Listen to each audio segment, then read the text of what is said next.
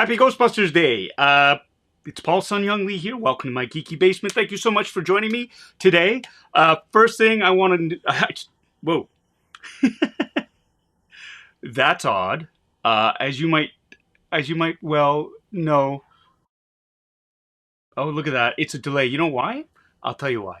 Because I actually have this playing in the background right now. I've got a delay, and I'm going to stop doing that right now because it freaked me out. So here I am. It's Paul Sun Young Lee. Thank you so much. I guess from what the feedback that I heard, you can hear me this time. Hello, everybody. Welcome, welcome, welcome. It is June the 8th, 2021. It is Ghostbusters Day. It's Ghostbusters Day because on June 8th, 1984, one of the best movies of all time, Ghostbusters, premiered in movie theaters all across North America. And as a 12-year-old, it really affected me. And here I am, many, many years later, and we're celebrating Ghostbusters Day here, and very much in anticipation of the new release of the newest Ghostbuster movie, Ghostbusters Afterlife, which has been delayed at least a year now because of COVID. So here we are. Hello, everybody. There's Justin's Collection is here. Hey, Justin, how are you? Thank you so much for dropping by. You're showing some love before you set up for your weekly stream. That's right.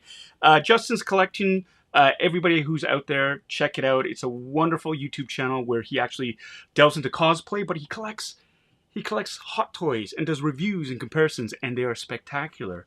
Okay, everybody. I'm on Ecamm right now. I made the switch from StreamYard to Ecamm, and one of the reasons for that was with these unboxings, I wanted to provide a different sort of perspective instead of holding stuff up to the camera all the time.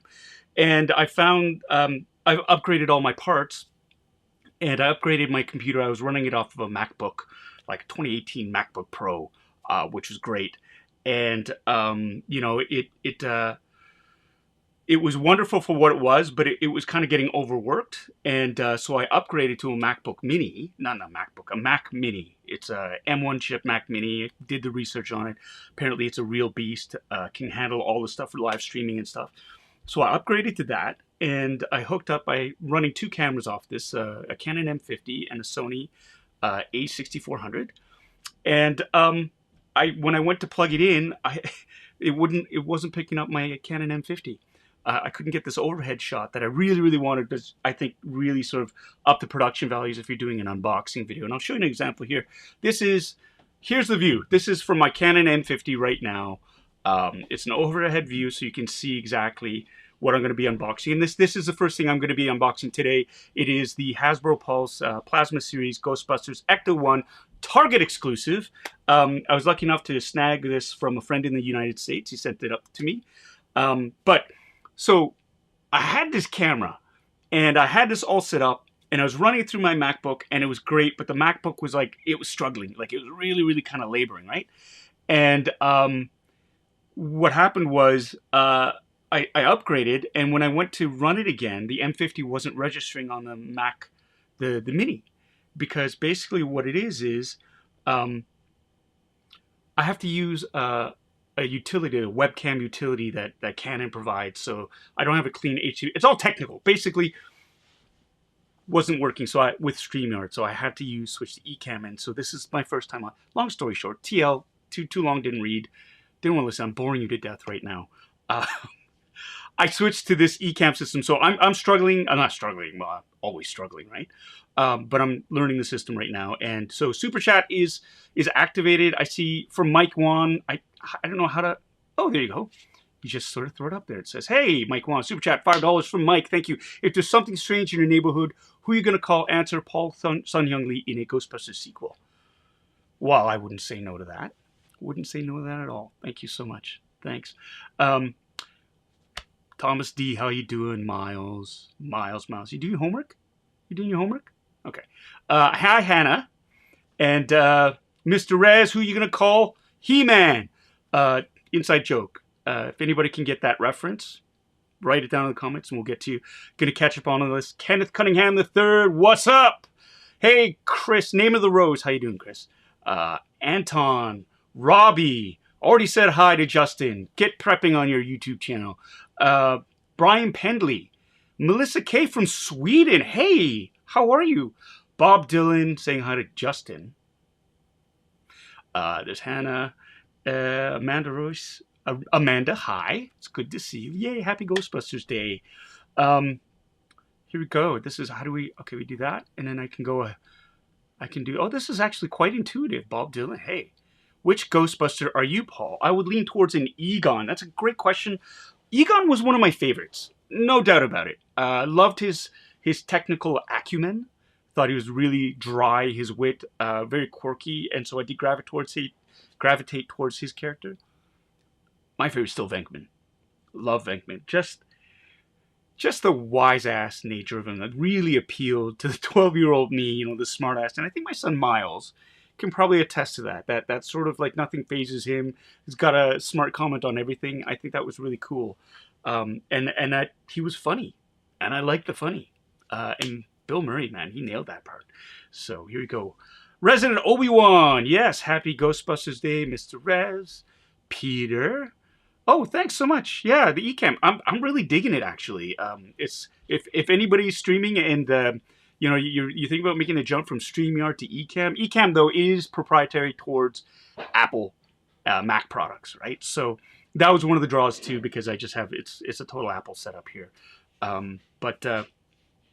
I'm digging it. It's very flexible, and it's just really sort of you're trying to figure. I'm trying to figure out how to run stuff, and I'm doing this for the first time, and so far so good. Not too bad, right? Hey Dan, you stay safe too, buddy. Thank you so much. Miles, you giving me a $5 super chat? Where are you getting the money? I don't know why I did this. Huh. So basically, you're super chatting your dad with money that, how did you get? So 100 miles, 1,000 miles an hour, that's my youngest, Miles, and he just gave me $5 of my own money, probably. But we'll find out what happened here. If anybody knows how to figure it out, you let me know. Write it down in the comment section below. Jinpei, Ghostbusters 2, you got it. That's the quote. Who are you going to call? He-Man. And that's at the very beginning of Ghostbusters 2, where Ray and Winston are slumming it, doing birthday parties for yuppie scum larvae, right? Judith, hi, how are you? Anton, all right. Oh, you what? Anton says, you're watching this and going to study my flight training. So you're doing your homework. You're studying flight training? Very cool. Very cool. Oh, Hannah's saying hi all the way from Singapore. Thank you so much, Kevin. The Ecamm setup looks great. Thanks. It's new. It's new. It's a new and exciting toy. Oh, here's my good friend, Tommy. Long live Vigo the Carpathian. That's right. Thank you so much, Tommy. That's a wonderful donation. Thanks for using the super chat. Thanks for supporting my channel. You know what? I got to get Tommy on this. We got to set up an interview or something like that, because he's got an incredible nerd base of knowledge for everything. And I would say it exceeds mine. So Tommy K, he's an amazing guy. I think we should have him on. Let's get him going there. Let's see. Just trying to catch up with the Colin Hollis. Hello, how are you, my neighbor? How are you? I just scrolled through. Jinpei, $5 super chat. Here we go. There's another one. Thank you. There is no Dana, only Paul. And what a lovely singing voice. I bet you said that in. That's probably one of my favorite sort of exchanges from Ghostbusters. When Sigourney Weaver's, there is no Dana, only Soul. And nothing phases Venkman. And he's all like, and what a wonderful singing voice you must have. So I love that.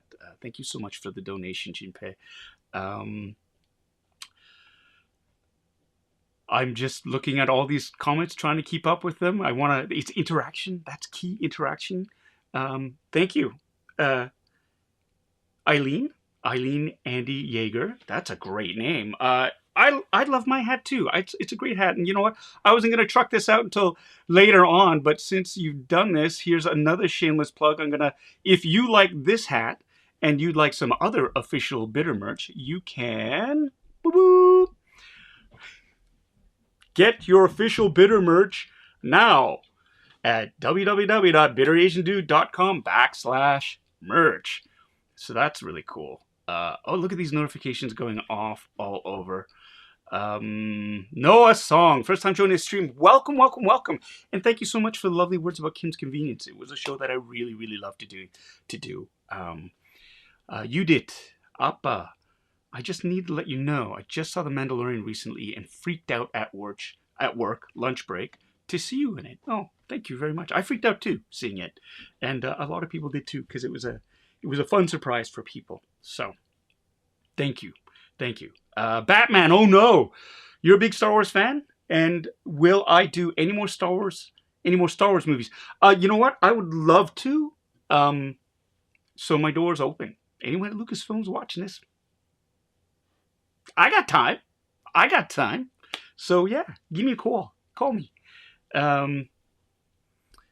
Just I'm gonna have to. Here we go. Kenneth Cunningham the Third. Yes, sir. What does that say? I'm gonna get rid of this so that you can, so everyone can see your. I'm gonna get rid of this shameless plug now. Are you a god? No. That's another great. I mean, that's Ghostbusters to me. There's so many great moments, and the proper response is, Ray. If someone asks you if you're a god, you say yes, right? So that's a great. Thank you so much, Kenneth, for bringing up such a wonderful memory there, and thank you so much for your wonderful super chat donation. Kai Keesef, props to fellow Ghostbusters fan. Yes, excellent. This is okay. Alfredo's here, and you know this kills me to do this. He's got to throw this up here. He's got it. Go Habs, go! LOL. That's right, LOL. Because what happened? They earned it. I'll give it to them. I'm gonna give it to them. I'll give it to them. If I had a Hershey bar, you know, a Nestle Crunch, I'd give it to the Habs right now because they earned it. They came from behind, beat the Leafs. They were up 3-1, and the Leafs inextricably blew that game. Although 2 games in overtime, it really could have gone anywhere. But for me, the hockey season ends once the Leafs are out.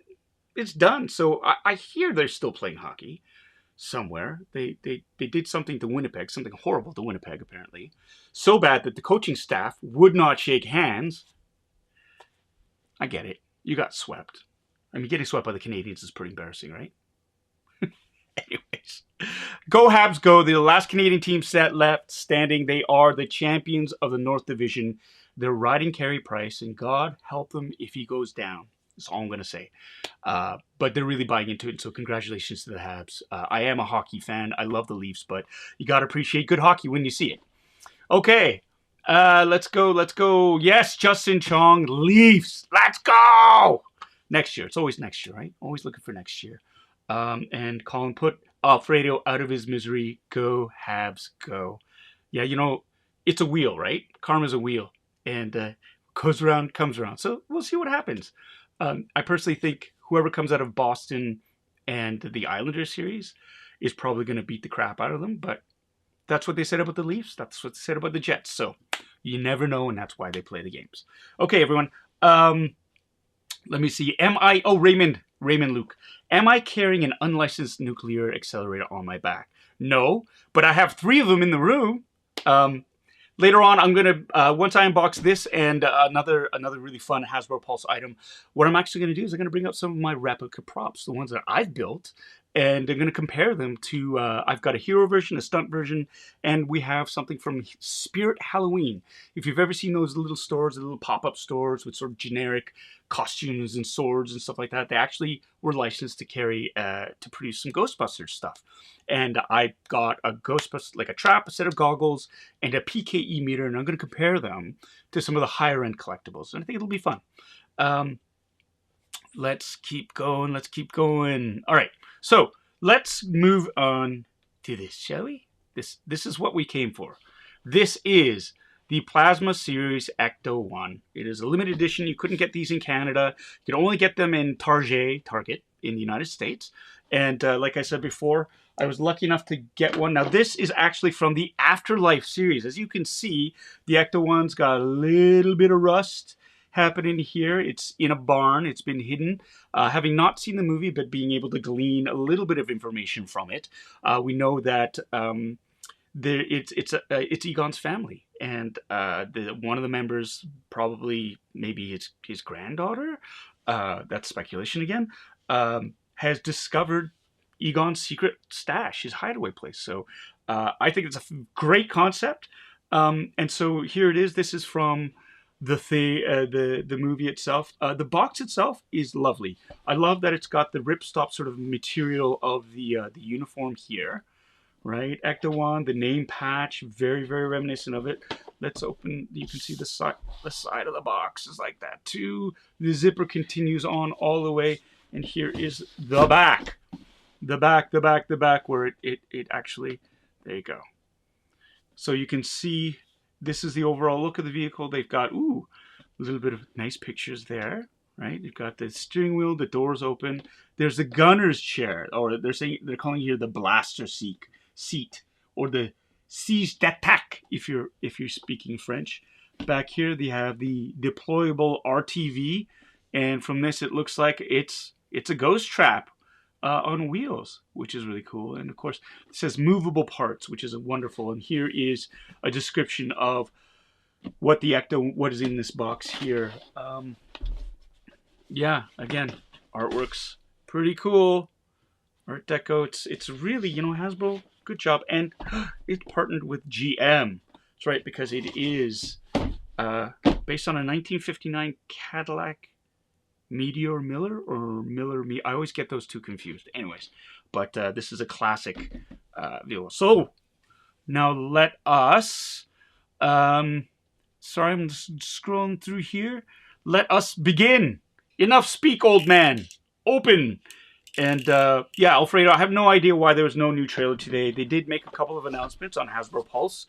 They announced the new Ghostbusters 7-inch figures, the Plasma Series. It's the entire gang, and the difference is it looks like the same sculpt, but the biggest difference is they glow in the dark. They have glow in the dark slime all over them and proton beams. So let's get this upside down. Here we go.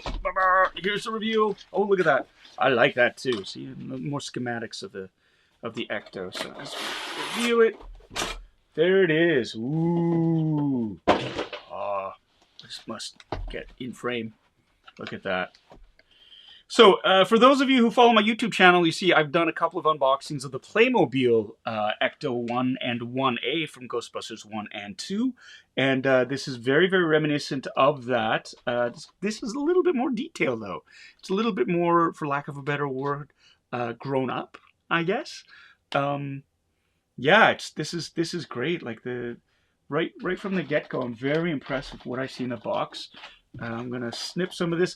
Any of you who like mint in box, look away. I mean, I've already opened the box. I'm a dirty, filthy opener. I do believe that these things should be enjoyed. But I also understand wanting to keep stuff mint in box. This is forever a discussion that I have with my friends who are mint in box collectors too. Like I understand the desire to have something nice and fresh. And there's always that whole idea of perhaps selling it down the road for tens of dozens of dollars as these things appreciate in value. There's a lot of, you can see there are a lot of invisible elastics. Cut away, you fool! Cut away from yourself. There you go. Cut away from yourself. All right. Do I have the Lego version? Pete has accent. Yes, I actually do. I have the smaller Lego version, and I have the gigantic Lego set. I got that, and it's sitting in the back room. Sadly, I'm running out of space. I got to keep stuff in boxes just so I can store them. And I got to find a way to get them out. I mean, and find room to display them and put them together. So here it is. Look at that paint job. Look at that custom paint job. The body is made out of plastic. The detailing on here on the rust is spectacular. You know, you can see how it's been weathered. It's black right there. You can see it. Look at that. There you go. Look at that, hey? And the other side. Look at that. Wow. Wow. The back. Look at that. The detail. You can see the license plate. Ecto-1, New York State. And that's like the old school. It does. Now, it's fairly hefty. I mean, it's not super light. It's got some weight to it, but it's not super heavy either. But it's like, I mean, if you threw this at somebody and it hit them, you would hurt two people, right? Me and the person you hit. So there's that. The wheels. That's a soft plastic. It's like a hard rubber or a really soft plastic, right? So there you go. That's lovely. Who's got space? Colin's got space. I'm sure you do. And yeah, Mike, you know what? It's that whole don't scratch, don't scratch, don't scratch. With the knife when I'm cutting it, yeah, I'm pretty good about not wrecking stuff. That being said, I've wrecked a few things too.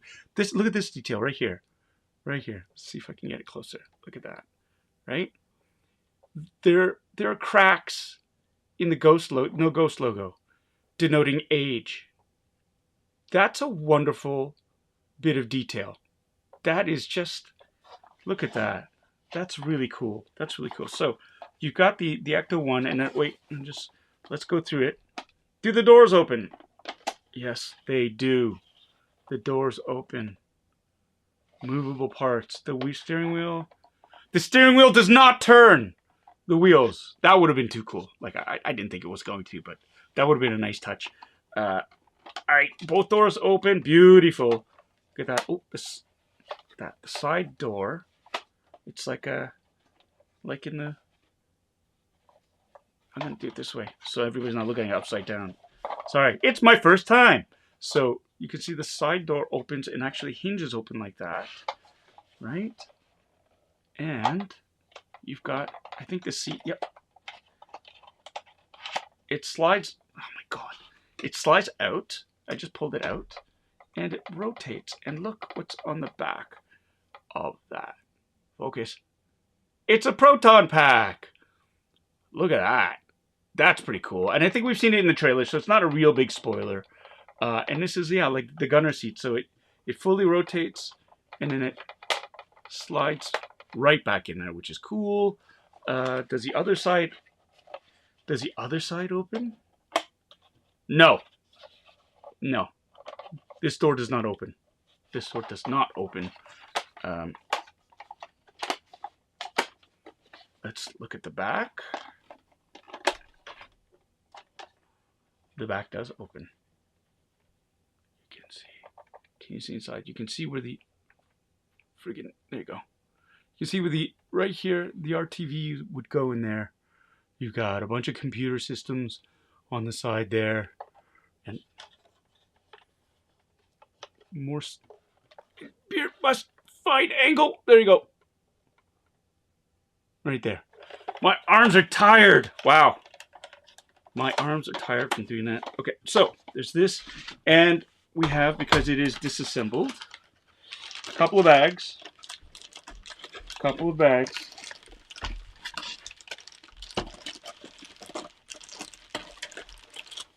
Okay. Bags with koozie. It looks like the ladder, some of the equipment for the top, and the antenna. There's a little RTV trap thingamajiggy, right? And we have the actual roof rack, which I'm going to release from its prison. Anything else in here? Nope. That's gone. So here's the roof rack.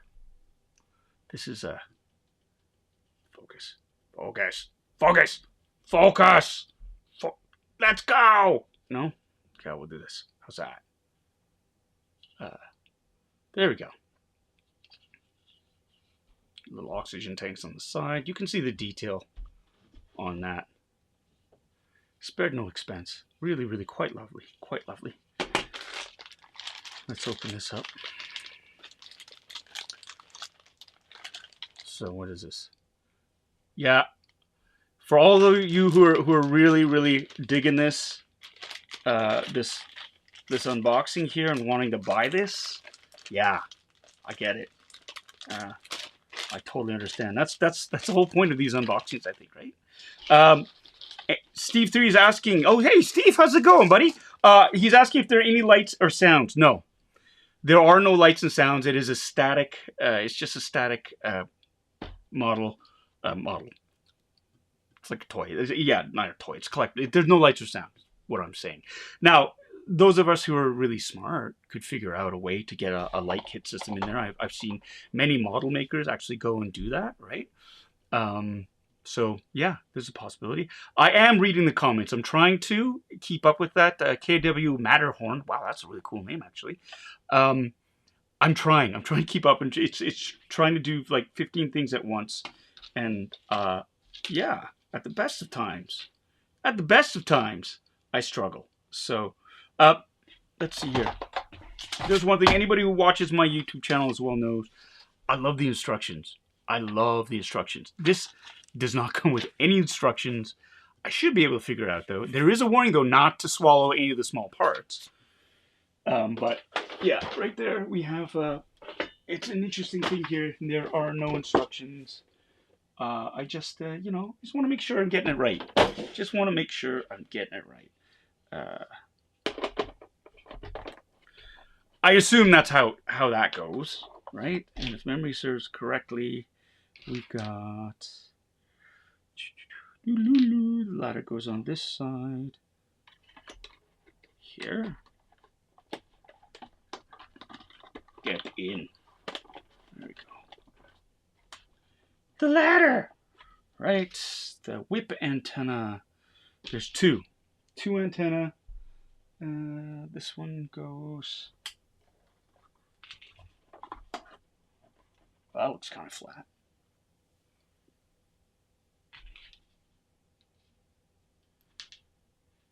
Round we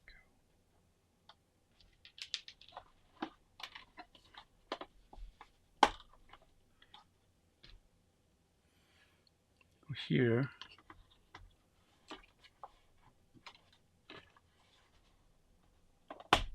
There we go.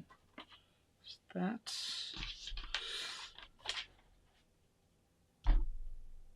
Huh. Huh.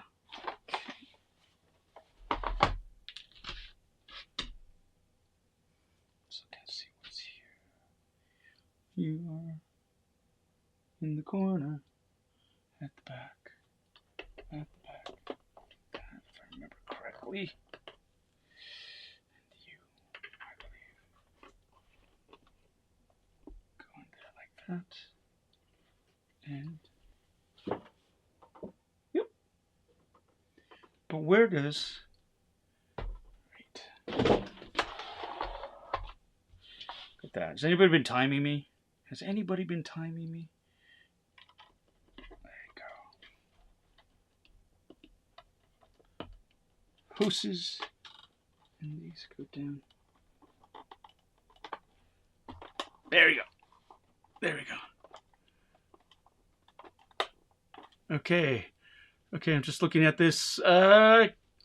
Catching up. Yes, there are a lot of nice details. Jonathan is saying the individual parts is good to see. It's not just one ugly mold, which is great. There are beautiful details here. Yeah, maybe swallow one of the small parts. It'd be interesting to watch for its re-arrival. I don't think so. KW Matterhorn's asking, hey, Paul, if you were casting the Ghostbusters 84, who would I like to play and why? Oh, my God. I loved all the characters. And, you know, I would have loved to have played Venkman, I think. But, you know, there's a certain charm to Ray as well. And I think I could play him really well. Because he's the one who's very childlike. He's very honest. He's very earnest, right? And he's very official in a lot of ways when he's addressing Gozer the Gozerian as a duly elected representative of the state, city, and county of New York. I love that speech that he gives there. He's just so so official sounding. And yeah, I think he would have been. It would have been fun because he comes up with a lot of the gear too with Egon. How about you guys? Who would you have liked to have played, and who are your favorite Ghostbusters? That's a question I'm going to throw right back to you. I'm trying to figure out where this part goes. This is a hose. It's not... I can't see it on any of that. That's not a whip antenna. It's probably one of the... Oh, I see it. I see it now. Here. See, they're trying to fool me. It goes here. Must connect with stubby fingers. Can't. There we go. And it goes right there.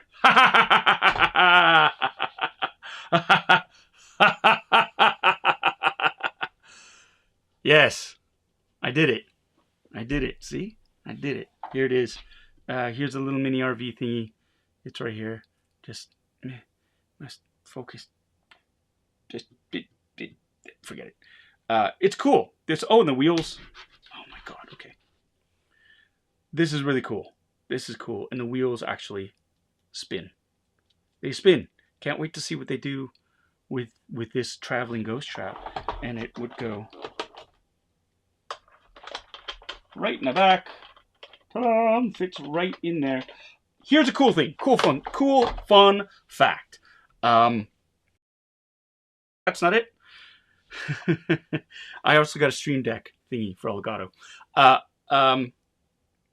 Fun fact, Ghostbusters Afterlife was filmed in my old hometown, Calgary, Alberta. And in fact, I know a number of wonderful people who are part of the Alberta Ghostbusters and Calgary Ghostbusters who worked on the movie in the props department, in the carps department, doing all sorts of things. I've been lucky enough to be in contact with them, and they're spoiler free, which is great. But I'm really proud of them and the work that they do, because they do wonderful work in the community as well, raising money for charities and dressing up as Ghostbusters and bringing joy to everybody. And they got to fulfill their lifelong dreams of actually making a Ghostbusters movie. So how cool is that? So shout out to Alberta Ghostbusters and the Calgary Ghostbusters as well for living out their dreams. I'm scrolling through here now, getting all back. Hey, Yoko is here. Hi, Yoko. I'm playing solo here. I gotta get, once I figure out how to get people on, which is fairly easy, I think I've got to get so I've got to get you on as a guest too, because you've got a wonderful collection of Toy Story stuff, which I'm fascinated about. Love to chat with you about that. And for those of you who don't know, every Monday night at 9 p.m., Yoko, myself, we are guests on, we do a Bad Batch catch up or recap review show on Toying Around. That's Kevin Long's, I think that's his last, that's your last name, right, Kevin? What an intro! Yeah, it's catching now. But we do it every Monday night at 9 o'clock on Toying Around. Check it out. I should put the links down below where you can see me and Yoko and Kevin basically deconstruct and give our opinions on the latest episode of the Bad Batch. We're 6 episodes in. We're having a lot of fun doing it, especially, giving Kevin a hard time. So join us if you can, every Monday at 9 on Toying Around. Here we go. I'm just sort of scrolling through. Amanda, you want to be the demon dog? Yeah, let's go. Gene, how are you? Gene Sugano, my old friend, how are you? Thank you for the comment. I could have been Ray, but in the style of Mr. Kim. Yeah. That would have been interesting. And Colin J saying the actor in the new Ghostbusters movie, Logan Kim, went to your school up to 6th grade, but then moved for the acting thing. That's very cool. That's really cool when you know people who are in the business and or you knew them before they were in the business and suddenly they show up. That's a lot of fun. Okay. Scrolling through, just trying to catch up. I could totally be a hand model. I have delicate hands. They're from my dad. Thank you. Yeah, no, I like my hands. My mom likes my hands. My mom keeps grabbing my hands going, oh, look, just like Appa's hands. Oh. And then she slaps me. That's Korean love right there, right? Okay. So, Andy, you're just on. The best man at my wedding, Andrew Sherbin. How you going? Just on. What'd you miss? Can I do it all over? No. Shut up, Andy. Love you, brother. All right. So, I'm going to pause. Take a drink. Non-alcoholic. Non-sugar.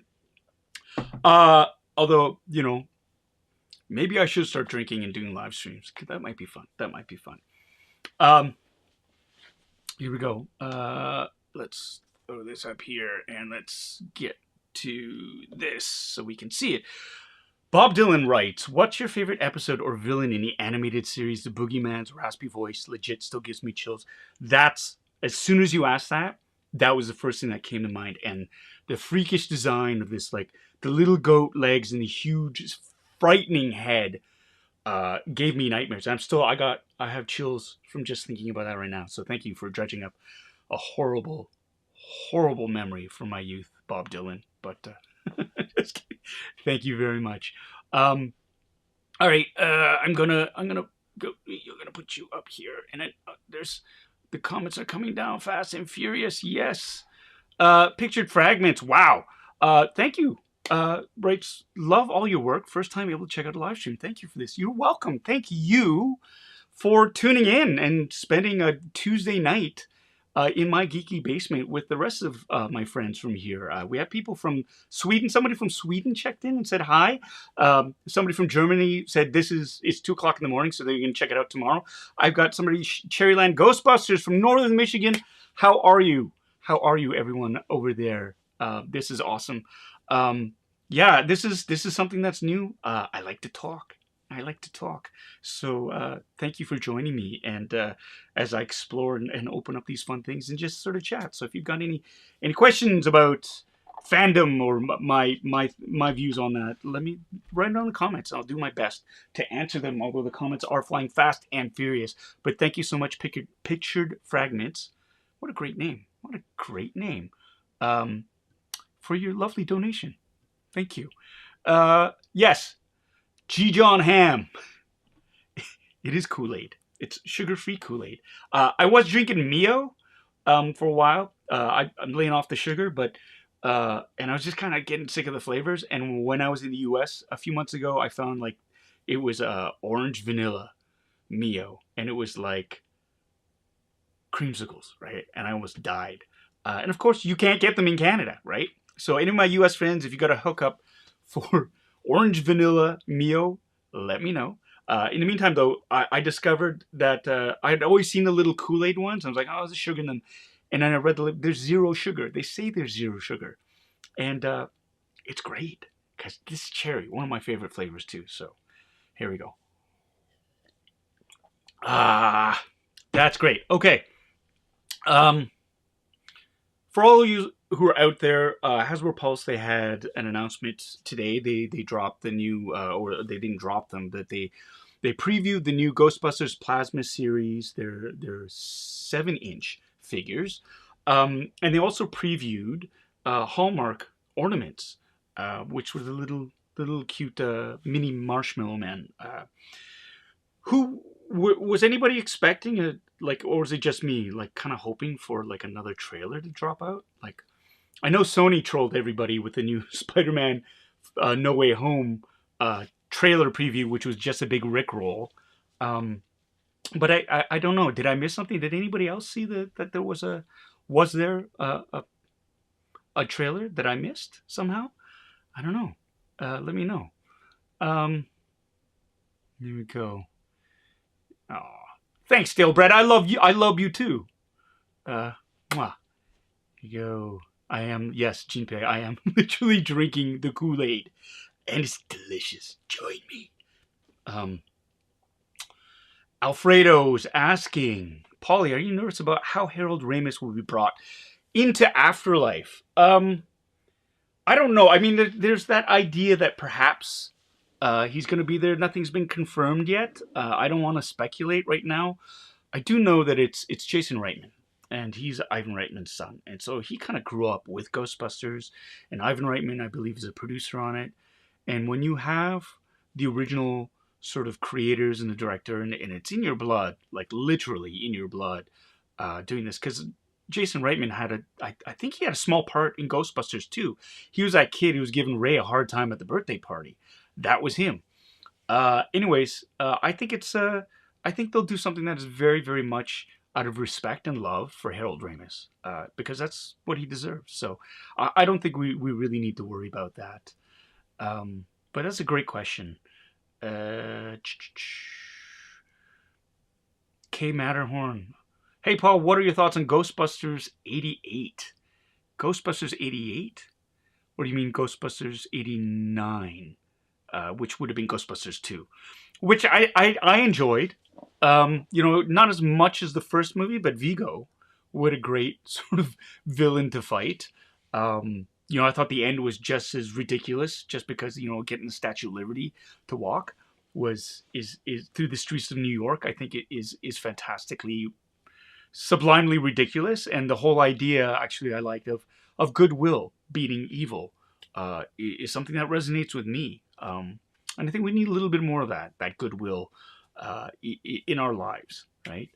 Joe Galaddi's in the house, and he's saying hello to Mike. And I'm sorry if I missed you and you said hello to me earlier on, Joe. Joe's a friend and a fan of Kim's Convenience.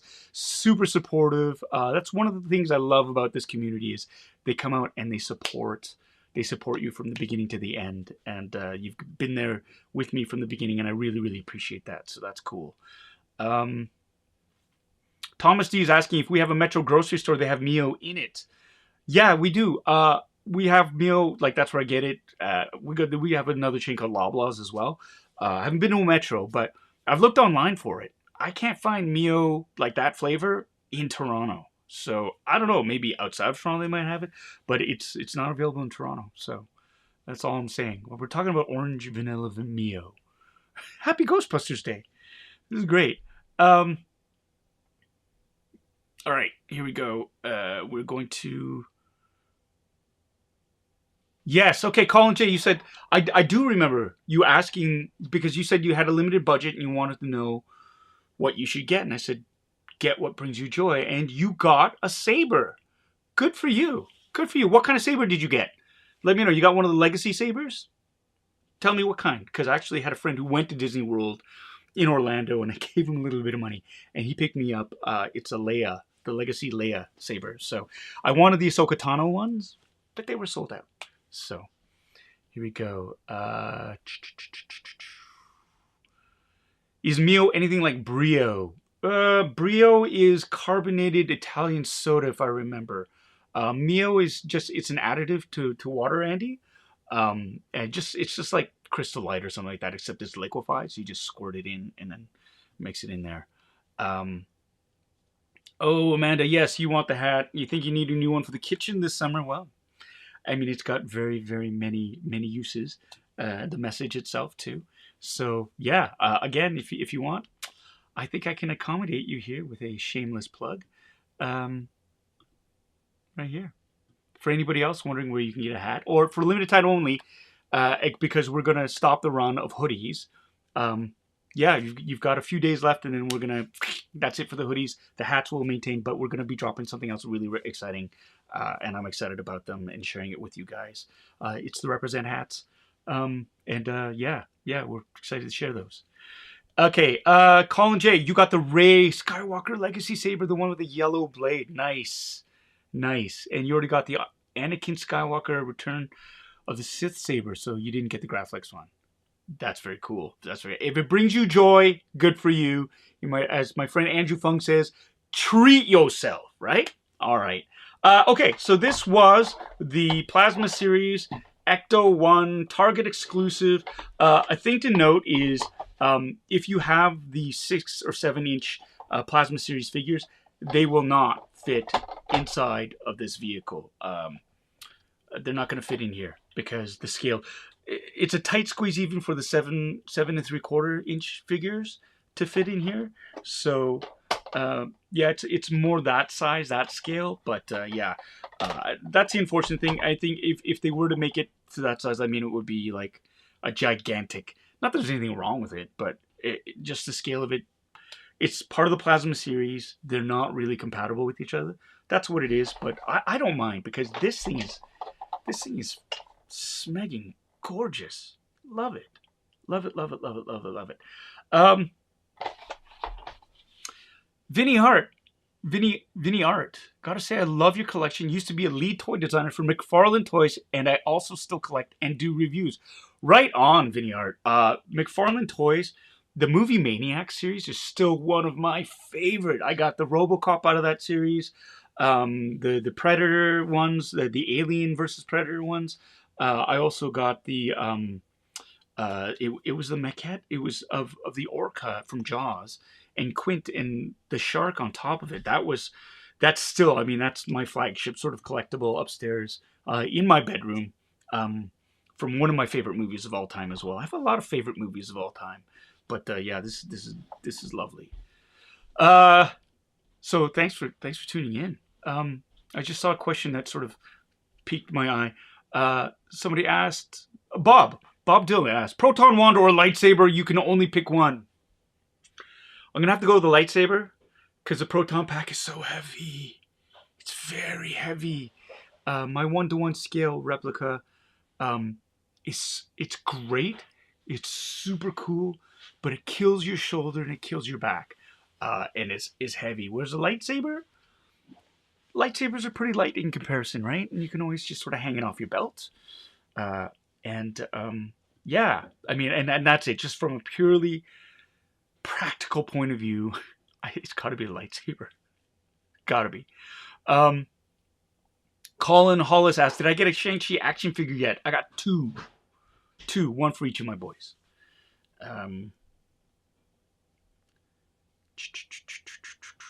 Yes, Andy, it is a Red Dwarf. Shout out. You're the one that got me hooked on it, so good for you. Red Dwarf, obviously, it was issued, obviously. For those of you who don't know, Red Dwarf is a British television series. It was a sci-fi series that I think they're doing they're rebooting it. They're bringing it back. But it's set on a mining vessel by the name of Red Dwarf, and there's one human survivor left. There's a horrible accident. He's put into stasis for punishment. A horrible accident happens while he's in stasis, and the Red Dwarf goes on for like 1 million years before he's thawed out, and it's just him, a life form by the name of Cat, a hologram of the most hated crew member on the ship named Rimmer, and Crichton, who is an android in the ship's computer. Anyways, brilliant stuff from the 90s. Great sci-fi from BBC. Craig Charles played Lister. Loved him. Was great. And I forget his name. The guy who played Rimmer. Absolutely brilliant. That actor's name escapes me at the moment. And of course, Desmond Llewellyn as Crichton, and the actor who played the cat, Danny John Jules, who played the cat. Loved him as well. All right. Oh, we're this is supposed to be Ghostbusters, and a lot of people are asking about lightsabers and Star Wars, which I love, and Holly, James Dalton, yes, and Holly, who's the computer that's always talking to, played by 2 different actors, because Holly at the beginning was a female and then became a male, or they had a different actor portray it. Okay, enough Star Wars and Red Dwarf. We're gonna move on to the next. Let's move on to the next unboxing. Okay, let's move on to that. This is loved it. This is great. But you're gonna go here. The next one is something that I'm pretty chuffed about. And it's so big, it doesn't fit under the camera. And that's right. I'm talking about Spengler's Neutrona Wand. This is a 1-to-1 scale sized version of the Neutrona Wand that you see in Ghostbusters Afterlife. The Egon's, one of his descendants, I'll call it that, discovers the Proton pack, and you see them, and you can see it's been modified. It has been modified. Now this Neutrona Wand is very similar to the Mattel Neutrona Wand from, I don't know, has it been 10 years already since they released that? Yeah, I missed out on that one, but I would be, sure as hell wasn't going to miss out on this one. Let's see, this would have been a better must turn. This is a better way of doing it. There you go. Neutrona Wand. Oh, takes 3 AA batteries, which I have right here, and yeah, it has lights and sound, and it also has a rumble motor in it, so it vibrates. Sounds dirty, but it's fun. It's like a haptic feedback. That's what it is. So all you guys get your heads out of the gutter. let's open this up. Hasbro has done it, and this is... You can get these. These are still available. You can get these. These were not Target exclusives. I pre-ordered one through Hasbro Pulse, their website, but you can get them. You can get them at Toys R Us right now. Go to Toys R Us Canada. Go on the website. Look it up. It's under collectibles. There's a lovely... I just pulled it off. It's a lovely sleeve. Here's the artwork for it. I love... It's got this sort of retro, Art Deco-y kind of design to it. This was on the Ecto-1 as well. That's the description for it, which is cool, right? And it says here it's got all the different features on it, you know. It's got 4 modes. You can adjust the intensity of the light, sound, and the haptic feedback. I'm not going to say vibration. Oh, I just said vibration. And it's got... Ooh, you can extend the stream. All right, so it's got... Looks like it's got an extendable tube. Get your mind out of the gutter. All right. The box itself is absolutely gorgeous. Look at that. It looks like... look at that. It looks like... If you didn't know this was just like a cardboard box, if I just showed it to you, it actually looks like one of those... it looks like a toolkit. So it's obviously meant to fold out. I'm going to do this. I'm going to do that. I know. For all of you mint and box collectors, look away. This is going to be painful. But hey, at least I'm not ripping the box open and just utterly destroying it, right? Right? Here we go. Here we go. I'm going to open this up. Oh. Look at that. So it actually opens like the... Holy crap. That's gorgeous. That is, I got to spin this around because I don't have enough room on my desk. But...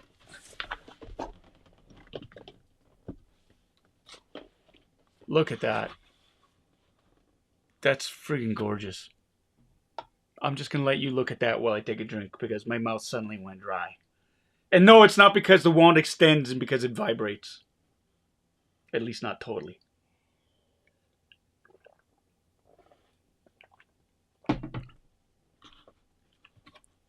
Narcoles, hi. Saying hi back. Jonathan, I know you have no room for another box, but you want to get it. You're going to want to keep it. Yeah, I know. So here it is. Wow. It's stunning. Look! Instructions. Outstanding. Love it. Don't eat the parts. Oh man, this is absolutely... I gotta stand. This is... Well, this is great. This is great. So we got here, bag of parts. Looks like... Oh! What? Okay. If this is what I think it is too, that's going to be something really, really cool to talk about. We'll talk about this, but there are these little bag of parts right here. I'm going to put these to the side. We have...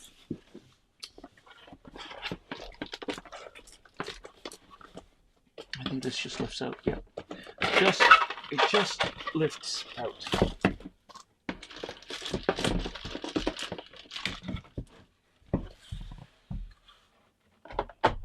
Just lifts out. Bye-bye box. Lovely. Oh, it's got a stand. It's got a display stand. That's what some of those little parts are for.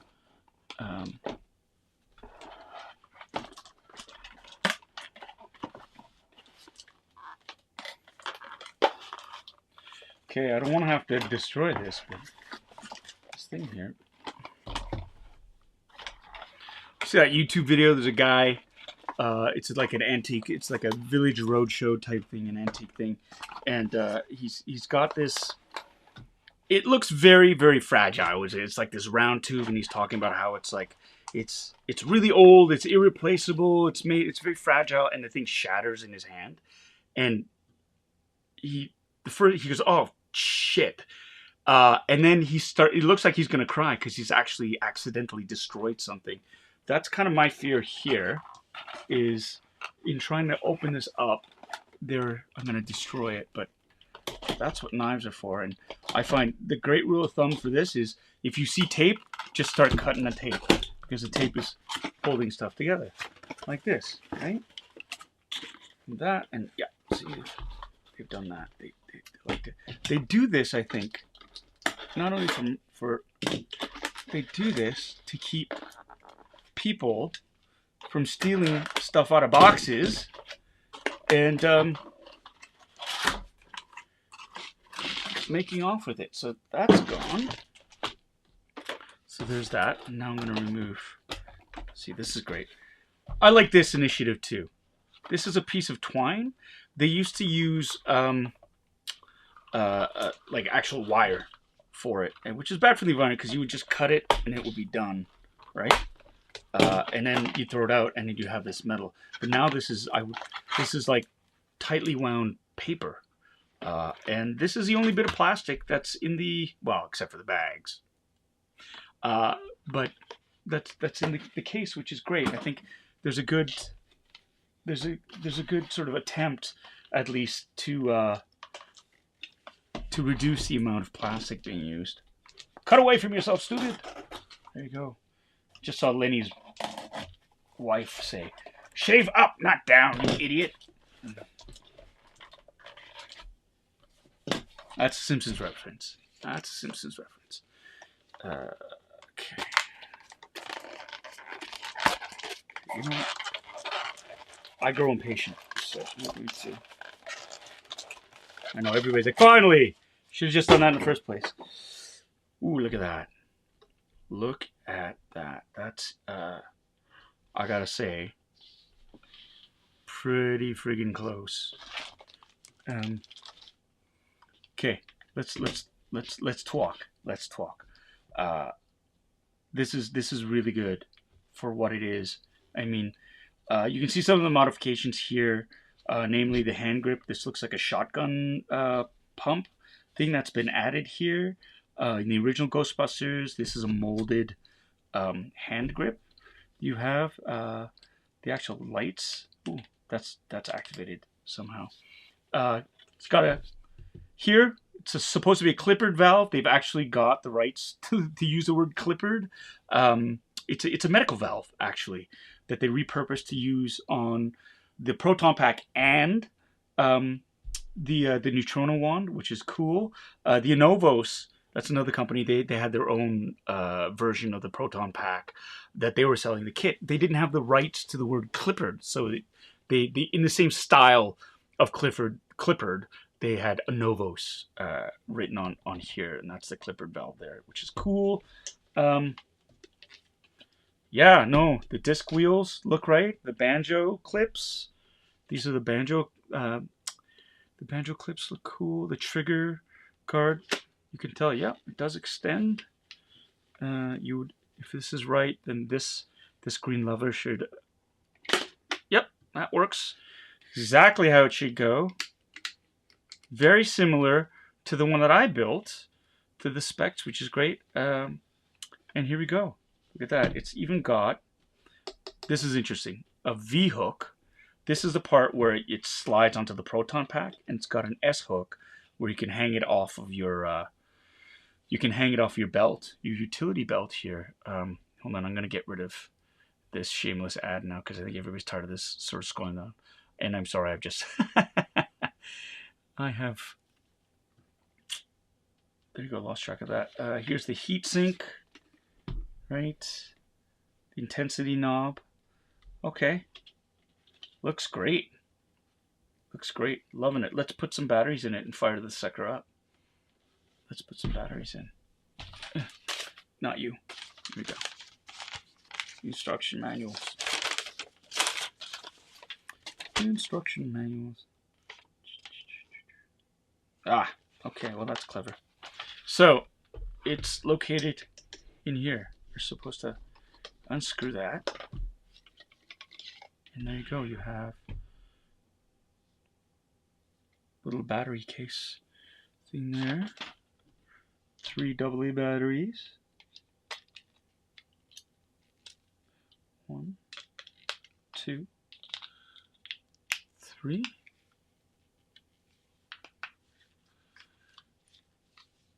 All right. Oh, Vicente Alires. such a huge fan of yours. I would love it if you join us at one of our Comic Cons here in Albuquerque. I've never been to Albuquerque. I've heard Bugs Bunny talk about it a bunch of times. He should have made that left at Albuquerque. And so I've always wanted to visit because of that. But thank you for the invite. I would love, once things open up, go to cons again, because I miss that.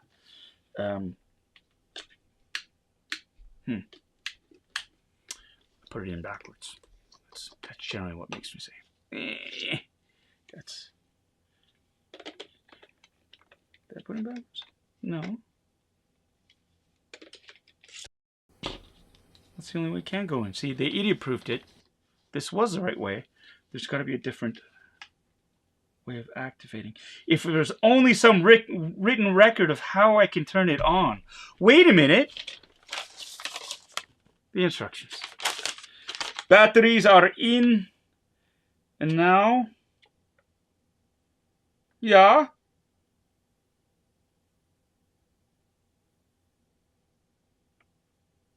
They're a little confusing. Look at how many... Look at that.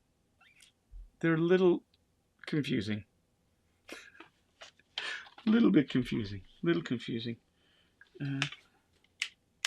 There we go. So. To activate it, it is. I pulled a Homer Simpson. I just started blindly flipping switches till something happened. Right? So. It turns it on. Slow bow light comes on. There you go. It activates that light. See if this works. There we go. Ooh! That's lovely. It's vibrating. I'm getting haptic feedback. It's not vibrating. It's vibrating, which is cool. And then, oh, that's nice.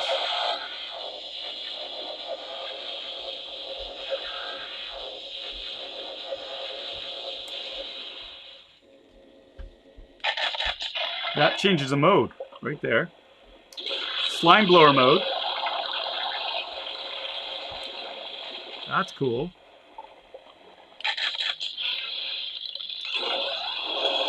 Wow. Video game modes. Nice. If anybody's played the video game. Woo! Look at that. Yep. And then the old school.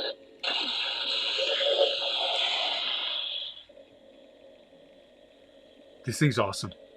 This thing is, it's really awesome. Yeah. This is a winner. Winner, chicken dinner. I want 17 of them. No, this is great. This is pretty exciting, and especially the fact that, ooh, look at that. You can pop the the tube like in the movies. Now, for mine, it is twist activated. You twist it and then it extends. You can extend your wand that way. It's got a really great weight to it. This thing here, this has got a wonderful weight to it. The detailing is spectacular. It's functional. Yeah, no, and it looks great. I mean, if you're cosplaying as a Ghostbuster, this is a really, really cool prop to have, and you could probably attach like a 3/4 inch,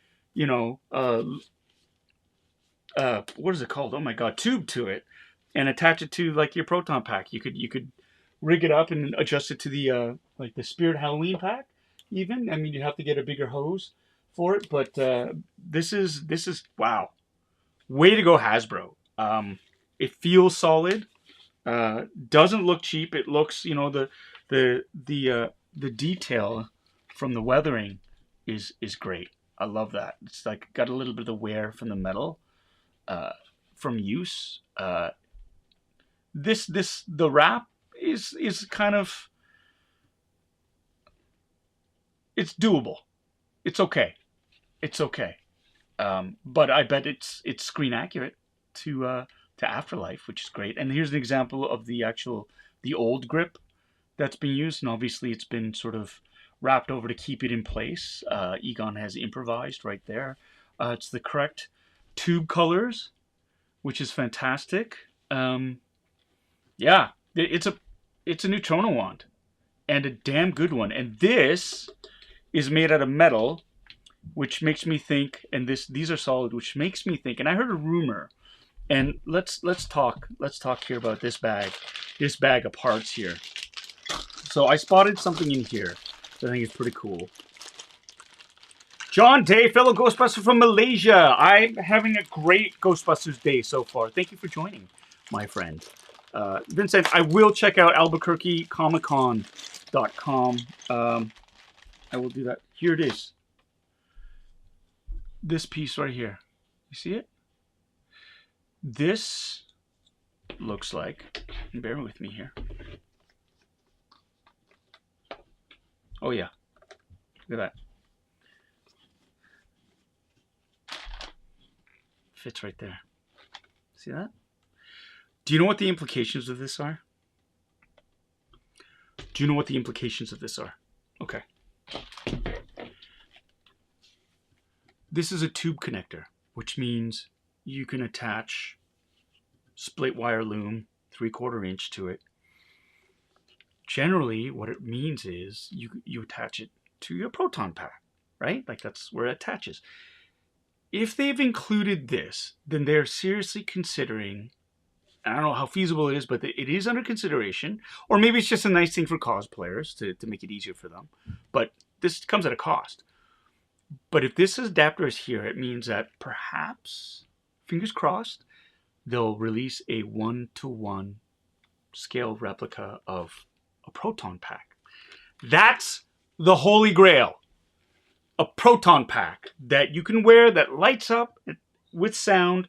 And considering how this retails at about 139 bucks, which is great, by the way, for all that you get from it, I think that's more than fair price. It's $199 US.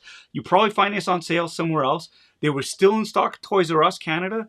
You know, I would recommend scooping them up before the movie comes out, because then everybody's going to want one of these things. So if you can do it, grab one, grab two.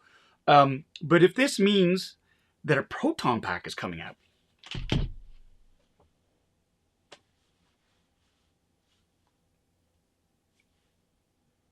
that's amazing. Like, how cool is that? How cool is that, right? Wow. Wow. You know how long it took me to put my proton pack together? So long. And it's heavy. I love it. It's heavy. It's got all the electronics in it, this and that. If Hasbro can come out with something like a proton pack that you can wear, that is screen accurate, that you could, you know, modify, put it on an actual Alice frame pack, and do the connector hose, and it comes at light and sound, and they charge, say, like the cost of the Razor Crest, that they're like $400. That is a steal. That is a steal and a half. My proton pack weighs about as much and costs about as much as a small used car. It is. So something that affordable. These Spirit Halloween packs are great, but they're undersized. They're at like 78 or 80% size. So they're great for little kids. They're great for smaller people. They're lightweight, but they're not accurate. Like this one right here, I've actually had to modify through various kits online to make a bit more screen accurate, and I still had to modify the you know, the sound and the lights on them. And so like a $99 pack suddenly became a $150 pack to $200 pack if you include the Alice pack frame that I had to mount it on. So really, for $200 more, if you're getting something like of this caliber in terms of proton pack, sold. And you could totally rule Halloween with that. Just saying, or go to cons, right? KW Matterhorn, a small used car. How small and how old? Yeah, that's a good question. Is my wife around? I'm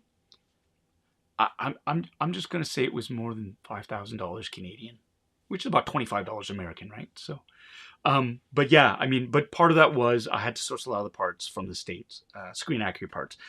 And it wasn't the actual cost of the parts, it was the shipping. Trying to get some, hello, my dog's under the table. Hey, Patrick. Hey, what's up, buddy? Trying to get stuff from the States, like little actual, like, resistors, Dale resistors, screen accurate resistors. Uh, the parts themselves are cheap, so like 25 cents for one resistor because they're plentiful in the States, or they were. But the shipping was like $20. What are you gonna do? What are you gonna do? Now with the advent of 3D printing, you can actually print your own wonderfully screen accurate bits. But there's something about metal parts that I still really love, and my pack is fiberglass and aluminum, and it's gonna last. And my dog is trying to climb up onto the. Really? Okay, ladies and gentlemen, and friends and geeks and humans, get up, get up. This is Podrick. Podrick. Look at everywhere. See? This is Podrick. He's being a big suck right now. And you're taking up all of the space. All of the space. Yeah, you are. Did I catch you mid-yawn? Yeah.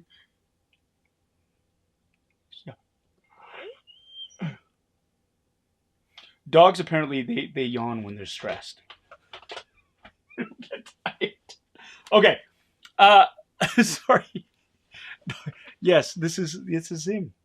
This is him. You're the best dog, aren't you? Yes? Yes, you are. Yeah, you're the best dog. You're the best boy. He's awesome. He's our first dog we've ever had, and yeah, if you can get a dog, there's a lot of work, but so worth it. So worth it. Okay. Where was I? Yeah, I was talking about shipping. And yeah, thank you so much. Yeah, no, he is. He's a cool dog. I love him. I love him. Back here. Where I lost my train. See, that's the thing. Don't live stream with children and pets or animals, right? No, it's great. It's great, really, truly, lovely, lovely. Let's chat for a bit, everyone. Let's chat. I'm gonna grab some of this. Podrick and Choppa need to get together. Oh, Kenneth, your dog's name is Choppa? I love it. Love it. Did Podrick grow his beard gray to match his master's? No, Chris. It just my beard is gray because white because of my kids. His because of good clean living. Yeah, Podrick's right. He's right here. He's got his head down now. Yeah. All right. Oh, there he is. See, there he is, looking up. No, I'm not. No, they're all look. See, they're all talking about your little gray beard, which wasn't gray, but he's been playing with my kids. And that's why. Same as me. Matthew Fleming, hey, how's it going? Shipping on ketchup chips into the States is insane. You shouldn't be buying ketchup chips, Matthew. Ketchup chips are garbage. They're garbage. I know, I just opened up a huge can of worms. Okay, boop, yeah, boop him. Dwight Wagner, I miss you on TV, my man. Thank you so much, my friend. But fear not. I live in reruns, and there's a couple of new things that are going to be on that you'll be able to see in the next little bit. So can't wait to share the news with you. Can't wait for you to see me on TV. Hi, Elizabeth. How are you? Corey Patterson, how pumped would you be if you were asked to be in a Ghostbusters movie or show? Okay, so, when I was on The Mandalorian, that was a pretty big deal. Pretty big deal for me. Being on a Ghostbusters show would be right up there. Because these are two franchises that I grew up with that I never, ever thought I would be a part of. So, for me to get that opportunity, and, I think Jason Reitman, they've got Canadian roots, right? Right? So, yeah, man, I'm open to it. If there's ever a TV series or spin-off or whatever, I'll lobby for that. Yoko, wait, I saw this. What is this? All dressed chips, though. All dressed chips, Yoko, I'm convinced were made on a dare. They were made of two bored people at a chip factory going, oh yeah? Would you eat them if I put this on them? And that's how it happened, right? Pictured fragments. Which one do you like better, Slimer or Stay Puft? And also thoughts on the old animated Ghostbusters. Oh, and Team Window Open. Okay, I knew I liked you for a reason. Team Window Open always. Thank you. And I kind of like Slimer better. just because he he and that's because of the cartoon as well. You know, him sort of going around. That was a lot of fun. I thought he was a great because he's the first Spectre, like on the first call when they go to the hotel, and it's him, and he's based off of John Belushi, and his name was Onion Head. I think they called him Onion Head behind the scenes. And yeah, there's just something about this big green gelatinous blob that's running around eating shit that I loved. I loved. Stay Puft is great, close second, but really it was Ghostbusters. It was Slimer, and also he makes another appearance as he comes out of. And here's a good story. In the scene when after the containment unit opens and all hell breaks loose and all the ghosts are everywhere, and you see a ghost coming out of a hot dog vendor's cart, and it's Slimer, and he's got all the hot dogs. The guy, the actor who's playing the hot dog vendor, was a friend of mine named Sam Moses. I got a chance to work with Sam a few years ago, maybe 10 years ago, in a show at Why Young People's Theatre in Toronto, and I didn't realize it at the time, but he was in that. That was him. And when I found out, totally lost my mind, freaked out. And he's like, "Oh yeah, no, I shot that movie." He didn't have a beard. I knew Sam when he had a big beard, and he didn't have a beard in there. And he talked about the movie. So Sam passed away, and you know, it's just kind of like, oh, it's so sad. A few years later, Playmobil comes out with a line of Ghostbuster toys, and one of them is the hot dog vendor and Slimer coming out. And so I bought that. That's the first thing I bought, and it's something that it's lovely for me because I always have a piece of Sam that I'll remember, not only here, but now I have a piece of memorabilia with him. So I love that. I love that. That's, for me, it's something like really, really, it hits close to home. It hits close to home. And so there we go. Kenneth, I sent something to Tova for you. Did she get it? I'll ask. I will ask. And I'll find out. Because of COVID, the office is closed, and so like the agency, and so like they haven't been sort of going in and getting as many items as they could have. So I'll ask about that and see if anybody's been there to drop by and grab some stuff. But thank you so much. That's super cool, and I'm sorry you had to pay $2 to ask me. I'm sorry. I'm sorry for that. I will get down to that. I will get to the bottom of this and find out whether it's there. But thank you so much for the donation, and thank you for sending me something. First of all, I find one of the wonderful things I always get is I get great fan art from all over the world, and I get so much of it, and it stacks up, and I'm trying to catalog it and keep it so I know who sent it to me and give everybody a proper shout out. And I'm putting together kind of a Fantastic Fan Friday thank you, where I'm going to display some of this wonderful fan art and give these artists the proper shout out, so because their generosity is fantastic. So thank you so much for everybody who's ever sent something in and shared that part with me. Appreciate it. I'm just gonna, oh, here we go. There's another one.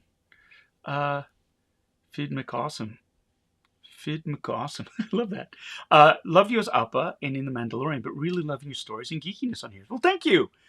That's exactly why I'm doing this, because as I loved playing Appa, and I love being on The Mandalorian, and I suddenly realized that a lot of people didn't know that I spoke. This is actually my real voice, but that I'm a huge geek at heart, always have been, and this is something that I love to share. I love fandom. I love interacting because I am a fan, and I love following different franchises and actors, and I get it. I know how exciting it is to sort of invest yourself in these great franchises and stuff, and meet like-minded people too. That's the other super cool thing, is when you can connect with people and talk about your favorite things and talk about theories and disagree and come up with new theories and stuff. I think that's great. That's the best part of fandom for me, is connecting with the other fans. So thank you. Jonathan, you see some of the Playmobil figures in the dollar store. Yeah. Scoop it up. Scoop it up if you can. Scoop it up. Okay. There's Spot. Yes, you did. You had to pause. Romeo, how are you, my friend? Thanks for watching, man. Thank you. I'm not the greatest geek. You're pretty cool yourself, my friend. And I miss you. we got to get together. Like once everybody's like back, we got to get together. Okay, let's go. I'm going to move on now, and let's see what we have here. This is something that I wanted to kind of go on and share with you some of my Who Wants to See some of my Ghostbuster props. Let's dive in. Let's start with this. Oh my god, it's so heavy. So I'm gonna put this here. Well, I'll hold this up here for you. This is my ghost trap and pedal. It's super heavy, as you can see. This is what I wear from when I cosplay, just because I spent so much time building it. So this is so here it is. Some of the cable here. So 1:1 scale replica build of, this is the ghost trap pedal. As you see in Ghostbusters, they step on it to engage the trap and to open it up. It's heavy. Right now, I have the doors taped shut because I haven't finished the mechanism. There, you can actually get a little motor and have the doors open up and stuff. I haven't finished that yet. There you go. Lights up, which is cool. Right? It's got metal side plating, metal rods, screen accurate teardrop knob. The actual knobs in the front I need to source still, screen accurate knobs. And then here we have, this is a Ghostbusters 1 model here, and it's got the vector plate resistor, tail resistor. This is a screen accurate knob as well. Metallic stickers, warning labels, stickers on the back. It's got the actual spring release valve right there to lock it in. And if you look at underneath, it's got a V-hook connector so I can connect it to my belt. Wheels that make it roll. And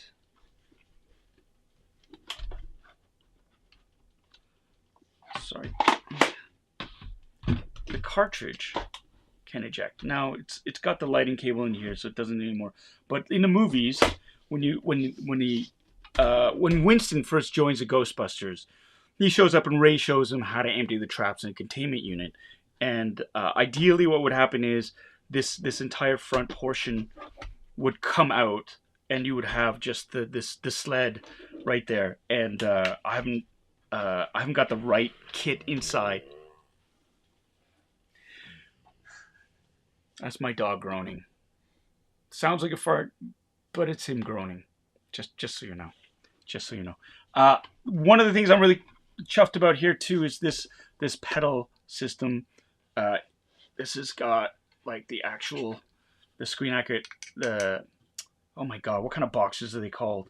There's a name for everything. I used to know them, but my old brain has become addled with time, and so I can't remember. But these are. But I love this too. This is a screen accurate ITT resistor with the correct number of pins in it. They were really rare. I actually scored them off another Ghostbusters, another Ghostbuster prop builder, which was great. He had a couple of extra, and I bought them off of him for a pretty price. So this is my 1:1 scale replica model of the Ghost Trap and pedal. This was actually a kit from Neutron Props, based in the UK. He's no longer around, or he's not selling anymore. I couldn't find him. Yeah, so this is his kit, and the trap plate kit as well came from, I think, came from him too, but I had to source the different parts to get them together. So that's that. Now, it's heavy. I just want to let you know, this is super heavy. I mean, it pulls on my belt and pulls my pants down. Well, not my pants, my belt down, and it's really uncomfortable. And I get a bruise on my hip if I wear it for too long. So this is the hero version. It's like the highest detail. Right here, I have, this is something I built from scratch. This is considerably lighter. I'm gonna move this here. Considerably lighter. There's some. Oh, it's still in the. It's still in the holster. Hold on a second.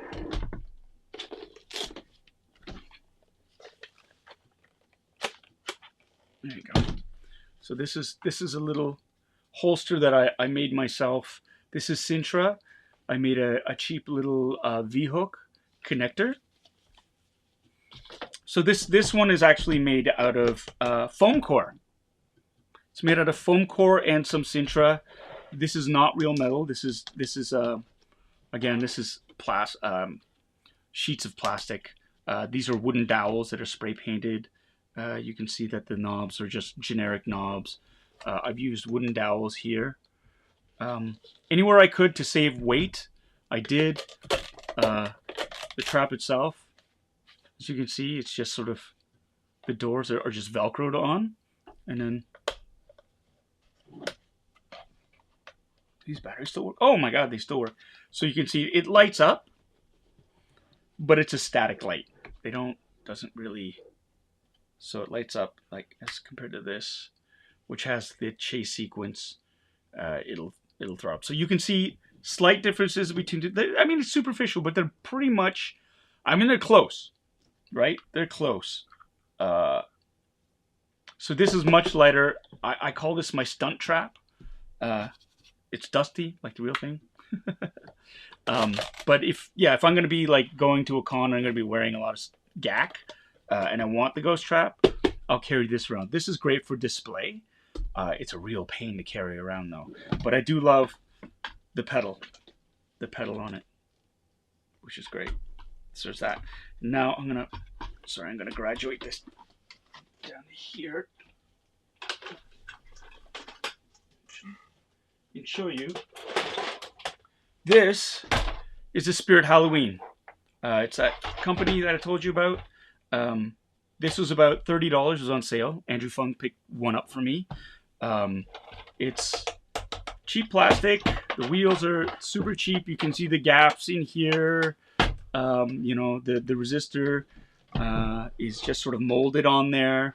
You can see very similar though. Like the knobs are molded accurately at least. But the cool thing about this is, helps if you turn it on. It lights up, which is cool, right? And then,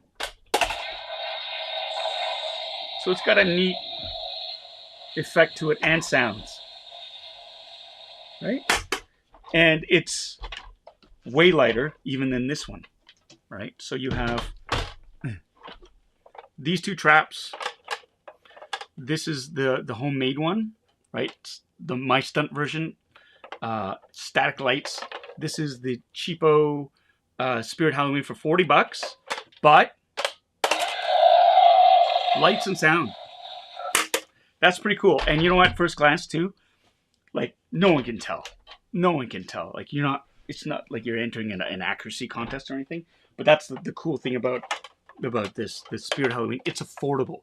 So for all you cosplayers out there, you're looking for something that looks really, that is, pretty accurate. For those who don't really know, it doesn't really matter, man. They go, this is a ghost trap, and it lights up and makes sound. So that's a win.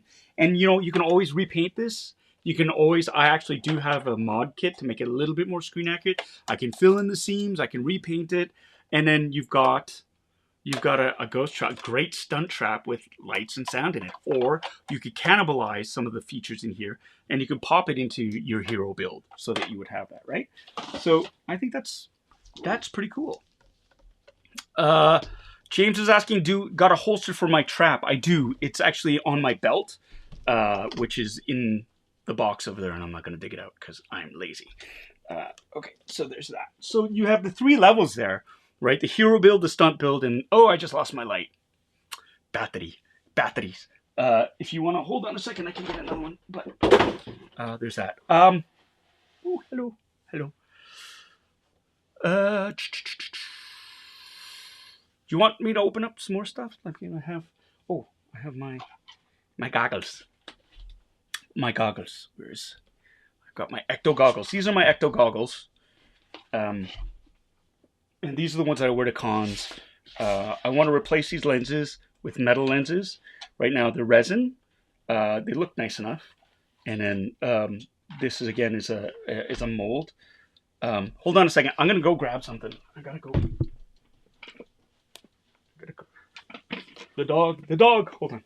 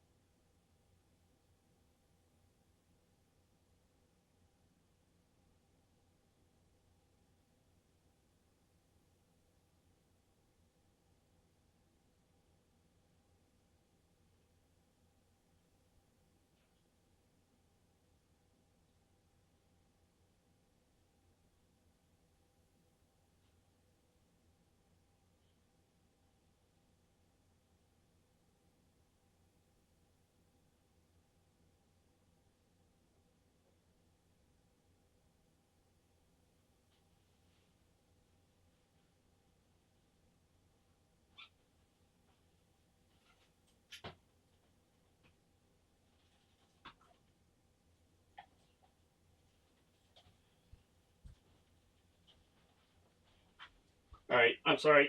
I'm back. I'm back. I'm sorry. Sorry. Hope this is worth your while here. Okay. So I got. Sorry, James, you were asking me about, and I told you about my utility belt. So this is my belt, my utility belt. I've got my, good lord, holster for. So this is what I use to connect my trap to. It's got the V hook on it. Yeah, and this is for my PKE meter. Holds my PKE meter. This is for my MT500 radio, and this is my gizmo, my belt gizmo. And I wonder if it still works. Yep, still works. There you go. So it's lovely too. Like this is part of Ghostbusters equipment. It's got a lot of material underneath, like a lot of real cool work that is totally covered up that nobody ever sees. But it's a beautiful kit from Ghostbuster fans. Is Poddy afraid of ghosts? No, but he hates the rain. Podrick hates the rain, which is funny because he loves swimming in the water. And we discovered his love for water one day when we took him for a walk down the Cherry Beach, and he disappeared. And then we saw him like 20 feet out in the water, and he swam past the dog park barrier and kept going, and we had to chase him down, and he kept running from us. So there is that. Alfredo's asking, did I make that from scratch? This gizmo kit? No, this was a kit again from a guy named Spongeface on GB Fans. Anybody who wants to do some great resources for cosplay building, GB Fans, go to the forums. There are a lot of great builds. Go to the sales threads. There are a lot of really good, reputable sellers at GB Fans right there. I find, but like anything else, if you're ordering from Saudi online, do your due diligence. But this is, yeah, so this is my, here, I'll even show you. Here's my MT500 radio. And again, I got this. So these are vintage now, and they're pretty hard to get in Canada. Surplus stores in the US. The US has everything. Everything. It's awesome. But these are really hard to come by because they're like 80s vintage now. This I got. It's a great modified kit, again, from Spongeface. And it's cool because I think we better split up. Good idea. Yeah, we can do more damage that way. it's got a sound card in it. And so I can leave the radio on and it'll just cycle through a bunch of movie quotes. And there's like 4 or 5 different versions of this, modes in this, where it'll quote different movies, like Ghostbusters 1 and 2, and I think some of the video game. So this again, this is really cool. It goes in right there like that. And then I have this is my PKE meter. This I did not build, although I have one that I was scratch building from an actual Iona shoe polisher. That's what this is based on. This is actually a it was a yeah, it was just basically a rotary device that you use to polish shoes, and they converted it. Mattel, this is a Mattel version of it. They did a great job, and it's just basically, you know, it's you can control the intensity of the beeps, slow it down, speed it up. You can open the wings up, right? Bring it down, and there you go. So I basically stopped because this was so, and this is what I'm talking about in terms of the accuracy of some of these smaller props. Is this was so much more accurate, and it had lights and sound on it on the wings than my Iona, the one that I was like killing myself building. So I just used this because it was already made, and so I got this. It goes in here, right? There you go. Spirit Halloween. Spirit Halloween.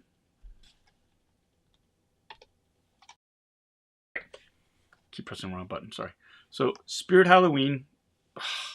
So dumb. This is, I just do this. This is their version of the PKE meter. Very similar, very close. Does basically the same thing, right?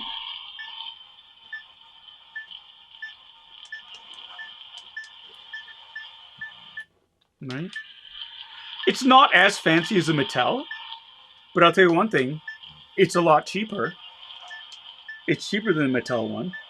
The Mattel one, the Matty one, I got from another collector who's selling it online, and I paid $300 for it because they're out of print. And this was like back in 2016. I paid $300 for it, for the Matty one. I know it's crazy, but I was on a new show called Kim's Convenience, and I was getting paid a little bit more money than I was used to. So I treated myself on that. This you can grab at Spirit Halloween. I think it was $30. $30. And again, you can modify this, get rid of this belt clip, but you don't have to. No one's gonna know. Honestly, it's not like it's a contest and somebody's gonna like. Oh. So that's the thing, right? So you can get one of these if you want to go Ghostbusters and get the GAC. You can for fairly inexpensive, right? Let's see. I'm sorry. I'm missing out on all this great. Here you go. Sorry, Gary. I missed your super chat. Off topic, if you want to commission a bust of yourself from The Mandalorian, a friend of mine from Hong Kong has worked with Hot Toys and is a pro sculptor. You know what's so cool about fans? I was just on Justin's collection, his YouTube channel, Justin's channel, and they're actually making like a 1/6 scale version of Captain Carson Teva for me. So generous, so generous. So thank you for the offer. Somebody's already making one. Like that's my head is spinning from that. They're just really the generosity and the talent and the just the overall kindness of the fans blows me away all the time. And I hold that closest to my heart because I'm so thankful for that kind of love. It's incredible. It's incredible. Makes me feel like $1 million. So yeah, thank you so much for that. That's a great idea. It's kind of weird though. I don't think I could ever commission somebody to build one for me. I think that's something that somebody says as a gift to you, because I think if you commission your own sort of statue of yourself, I think that's kind of weird. But that's just me. That's just me. Yeah, Jonathan writes, it's easier to buy the Spirit Halloween one, but Mattel is better. Yeah, but you know what? Like anything else, you can modify, like I'm saying. You can modify stuff. It's like when I cosplay as in my Star Wars stuff, like to be in the 501st, there's a level of specificity and accuracy you need to adhere to. But if you're cosplaying for fun, you don't need to go that far, because a lot of times people don't know. They just know you're from Star Wars. if they see, I mean, when I wear my TIE Fighter costume, the pilot costume, people go, Darth Vader. And that's an inside joke because they see all black, they see a helmet, and they think it's Darth Vader. So it's something where it's just, if it brings you joy, it doesn't have to be 100% screen accurate to bring joy to other people, because they will know enough, and they'll kind of go. And that for me is something I need to remind myself of as well when I'm doing these costume builds, where I'm just being obsessive about the little details, right? So something to keep in mind. Hey, Annie Mexel, how are you? Let's get a writing team together and start cracking out short fan films. Yeah, that'll be fun. I just wish I had the time. It's time, right? It's all about time. LRXD Alpha, where can you watch the Ghostbusters? Which streaming service? I mean, I want to watch them again. I think because they were with Columbia Pictures and they've now been bought out by, Columbia is owned by Sony now, I think. What's the streaming service that Sony owns? Check your usual suspect, right? Netflix, Amazon, Prime, Hulu, Apple, Disney Plus. I have them on physical media. I'm still a big physical media collector. I don't, streaming is convenient, but what I don't like about streaming services is buffering times, and if your internet connection is spotty, it drives me crazy. I'd rather have the physical discs. That way I pull them out and I know as long as I have power, pop them in, I could watch them whenever. I don't have to wait for buffering or this, that. It just goes. And the picture quality, I think, is better. 4K, Ghostbusters in 4K on my machine on a physical disc is better than the streaming service. And it's cheaper because it's a one-time payout and I have it there. So, there. Yeah, James, you rocked the 3D printed radio before your MT500. That's right. And that's the cool thing. You can have temporary placeholder props that are great, and if you want to upgrade, you can when you have that. So I think that's awesome. And this is a horrible camera angle. There we go. Yeah, and that's right. No one notices. Oh, the goggles, they do nothing. I'm gonna get this out of the way. I got sidetracked with the whole, I gotta get my belt out to show James. Okay, I'm gonna get back to the goggles. So goggles. So this is these are based on NP night vision goggles from the 70s/80s. NPV7, I want to say. They are impossible to get. Like even just the frames in Canada, there are a bunch floating around in the States. You can get them from surplus places or whatever. If anyone can track down a pair of actual frames for me, you would be my hero. Because I've got these are resin printed, and you can see I dropped them, and there's a big chunk taken out of them. Right now, the lovely thing is they are lightweight. I still need to get the screen accurate sort of head strap for it. I made this head strap. You can actually buy the NP75V or whatever got like the straps, but you can't get them shipped to Canada because they're considered a military item, which is interesting because I'm pretty sure you can buy a gun. But anyways, so it's odd that I can't get a strap, but I can get a replica blaster shipped to me. But that's just me. Don't arrest me, please. But so these are the ones that I wear when I go to cons and stuff. I've modified them with this spongy foam. They look fairly accurate. And then here, I will show you. Hi, Padre. Am I bugging you? Am I bothering you? Sorry. These are the Mattel version. The Matty ones are just a little bit smaller. They're more robust. You have, I don't know how, they're not that, I think the lenses aren't as accurate, to be honest. The head strap system, see, this is what I'm talking about. They got that right. And this is the military version has this kind of, the rubberized back piece on it. The weird thing about these Mattel ones is it's hard to adjust the size for whatever reason. And then you can actually link this, because it lights up the electronics to this with the Matty PKE meter. and I think the trap as well, and I think the thrower. And it had this really neat sort of system where you actually see Slimer floating around in the lenses for that. So that's the Maddie version of the goggles. It's the goggles. And this is the Spirit Halloween version. And you do a side by side. Here's the Spirit Halloween here. It's, again, the paint's terrible on it. I think the paint is terrible on it, but the overall shape is there, right? The lenses aren't far off. They're so close. And I think these are like 20 bucks. 20 bucks. And you just wear them on your head. And it's just like, that's the thing. These are close enough. Close enough. I'd repaint them myself, but who cares? They're close enough. And that's the thing. You got like full Ghostbusters cosplay in terms of the gear for less than $100. I think that's amazing. That is amazing. Sorry, I'm missing all these comments. I'm like really trying to keep going. Yeah, Joe, you know what? Be a Ghostbuster next Halloween. It's fun. Ghostbusters are fun. Sony has partnered with Netflix. Thank you, Northern Nerdcast. So Netflix, check it out if you want to watch Ghostbusters again.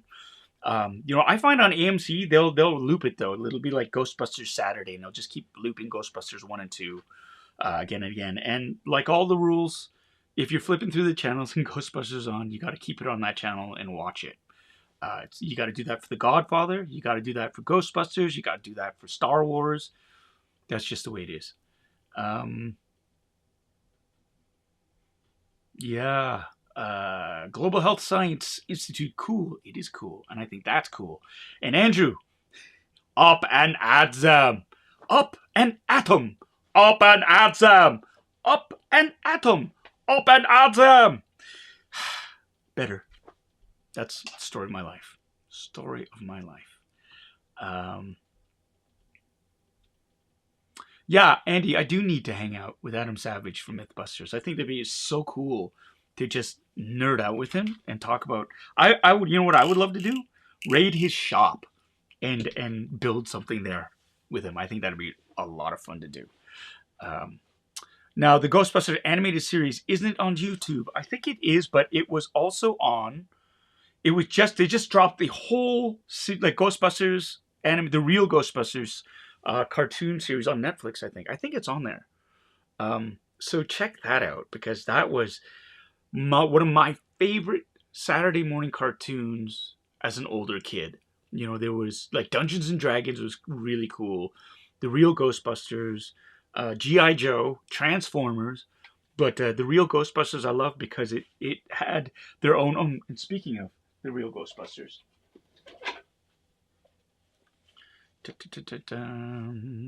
I got this. I ordered this online through an Etsy seller a couple years ago. And it is, for those in the know, those who don't know, it is a real Ghostbusters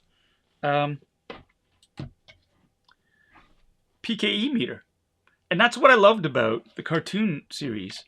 It was, they had these really, these modified versions of the Ghostbusters equipment, right? This I ordered online. It's got static lights. I'm sure there's some genius out there who's figured out how to get all the moving parts with servos and using Raspberry Pi or whatever to get these, moving and with sounds and lights and an actual screen. But I saw this and I jumped because as a kid I wanted one of these things too, right? So, yeah, I love this PKE meter. Yeah. So, what time is it? Oh my God, it's 9:50. For all of you who are still with me, thank you so much. I pretty much showed everything. I mean, if we want to stay and chat a little bit more, I'm game for that too. No love for the Extreme Ghostbusters out there, but you persist. Yes, Marco. The Extreme Ghostbusters was something I never really got into. In fact, I kind of want to revisit now, just because, with age comes perspective, and it'd be new material, right? So let's check that out. Tommy K. I have the real Ghostbusters comic #1. Don't know where it is at the moment, though. Shut up, Tommy. I'm just kidding. That's a carryover joke from yesterday, actually, on Kevin's unboxing. Not his. Oh my God, I'm tired. On his the Bad Batch case of the Mondays. Tommy was great. He jumped on, made a comment. I told him to shut up, which really shocked Yoko and Kevin. But it was like, no, no, no, I know him. I know him. At least I was praying it was you.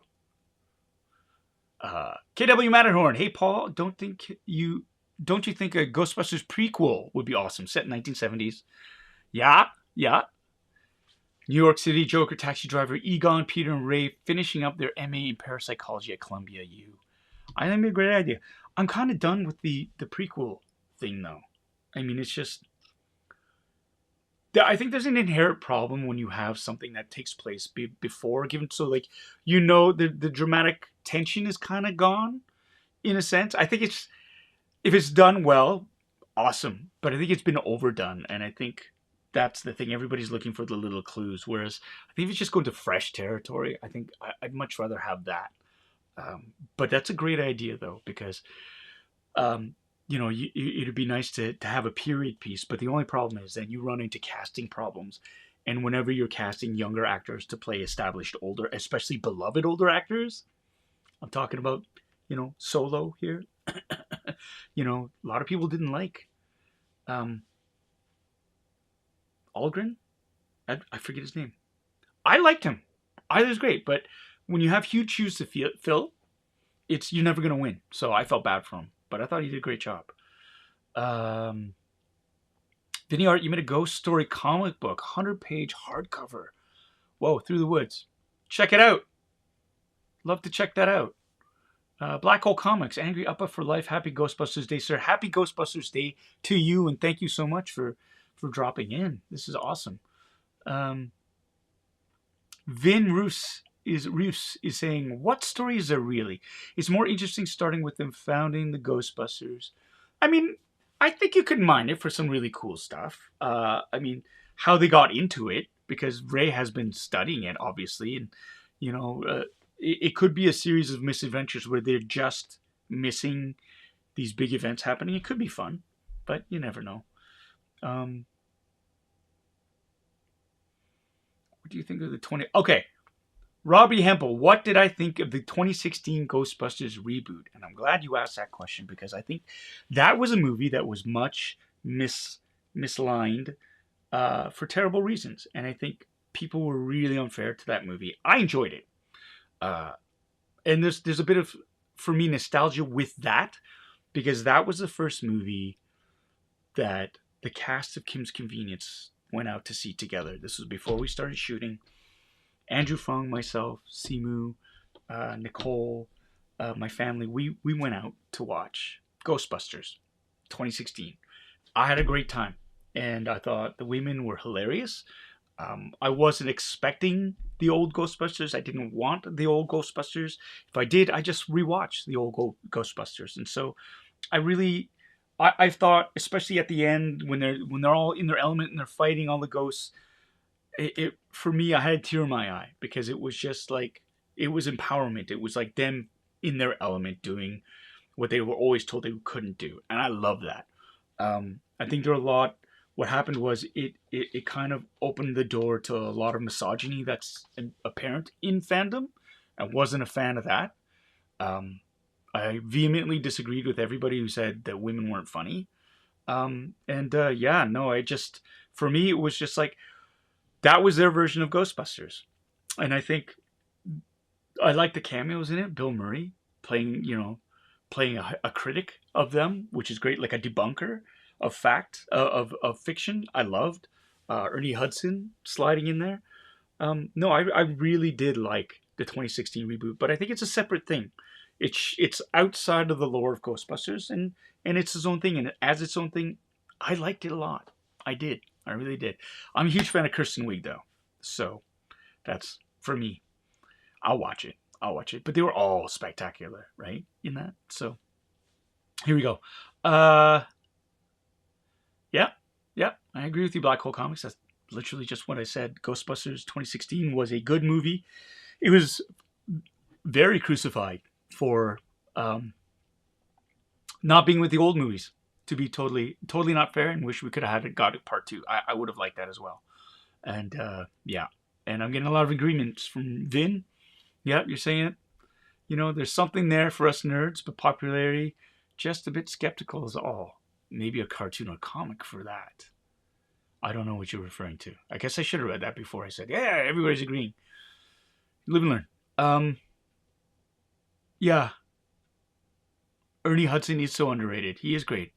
Aldrius, he is great. Um, if I had a Spielberg as, if I had, okay, KW Matterhorn, if I had Spielberg producer power, what would your dream would be your dream Ghostbusters project? Um, it would be something original. It would be, could be of that world, but I always had, see, my idea was, and it was sort of blue sky concepts. My original idea for a show, actually, would Ghostbusters based, or even a movie, was a character who's like in a big city in Canada, who's set in Toronto, and he inherits all of his dad's stuff. And his dad in the 80s bankrupted the family by buying into a franchise that had unlimited potential. And there's a line in Ghostbusters where Venkman's talking about, you know, like all these things that he can make money off of. It says the franchise rights alone would be phenomenal. And so I want to take the idea of them actually franchising it out to different places in the world and selling these unlicensed nuclear accelerators and ghost traps and containment units and all these things. And that stuff's not cheap. And so the idea of this guy's dad buying into it, getting all the gear, but having no ghosts to fight or find, and having the business go bankrupt. And especially after the events of Ghostbusters 1 ends, you see the Ghostbusters themselves have actually fallen into disrepair and nobody believes in them anymore. So what if that happened in a Canadian city and this guy bankrupts his family and all the stuff is put into storage, and his son, who's been estranged from him, comes and inherits all this stuff and discovers this equipment and sort of discovers what it was for. And coincidentally, there is some transdimensional cross rip that happens, and there are events happening in modern day Toronto where he can use this gear to capture these ghosts. And it was this whole idea, as well as like the guys, I didn't know how this was going to plan out, but his dad was actually haunting one of the pieces of the equipment, whether his spirit was in the trap or in the pack or something. I wanted to play with this idea that his dad's spirit was still around. So, anyways, I thought it'd be cool. And then of course I saw the preview for, or the trailer for Afterlife, and was like, well, shit, they've actually just done that. So there's that. Northern Nerdcast, was it ever planned to have cameos from Corner Gas and Shit Screen characters to appear in Kim's Convenience? That would have been epic to see Appa interacting with Eugene or Dan Levy and Brent. But no, there wasn't. I think just because they didn't want it to get too gimmicky. When you have that kind of crossover, it becomes. I think the idea was it was going to take away from the show and make it a little bit too wink wink to it. So I think there wasn't. I mean, if they were going to do something like that, they would play themselves, not their characters. But there was a lot of talk. I think the fans really would have enjoyed it, but there was no real design for that. Yeah, thanks, Samantha. That's really interesting. Thank you. I thought it was a great, and thank you, KW Matterhorn. That was my story idea. But I don't own any of the franchise rights, and it's hard to write something for a franchise that you don't own the rights for. So, yeah. Thank you, James. Franchise idea is a funny way of laying off the small banana, playing off the banal small business owner experience, right? Tommy, Asians 11 was a good idea for Kim's. Oh, like Ocean's 12, but Asians 11. Yeah. Actually, there's a great South Korean movie called, what is it called? I have it upstairs, but it's like that. It's an international cast. There's Chinese actors, there's Japanese actors, and Korean actors, and they're pulling off a heist in a casino. And I quite enjoyed that. I can't remember the name, just escapes me right now, but Yeah, that's any heist film really I'll watch because I love trying to figure them out. Colin, you've always wanted Detective Art Bell from Orphan Black to pop in. It was his local convenience store. Oh, that would have been neat. That would be neat. But different franchises, different networks. I don't think they let them play together like that. So that's why the bread butt thing wouldn't work because that was CTV, right? Um, yeah. Okay. Well, it's 10 o'clock. We've been on for 2 hours. You guys are champions. If you enjoyed this, yeah, like this is something that I want to turn into a weekly thing on Sundays, Funboxing Sundays. Um, I'm gonna try to keep it a little bit tighter, 2 hours. But you guys are here. I'm happy to just chat too. If you like this format and you haven't subscribed and you like what you see, I'm gonna do that thing. I'm gonna ask you to subscribe, hit like, press that notification bell, and yeah, you'll know whenever a new live stream is. The Thieves, Evan Lee. Thank you, The Thieves. That was the name of that movie. Check it out. Thank you. Good night, Andy. Good night, everybody. Again, thanks for joining me, man. That was so cool. I had fun. I was nervous. I'm gonna zhuzh this up a little bit as I learn to use Ecamm. I'm gonna have music playing in the background. I'll have really neat infographics. I'll have guests. We'll do all these things.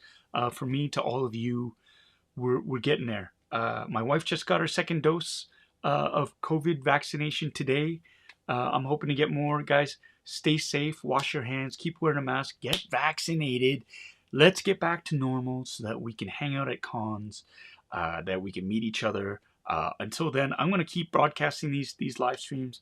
I loved having you guys join me. Not you guys, all of you join me. I really appreciate you taking the time out of your schedules to do this. Love you all. And yeah, we'll do this again. Okay. See you.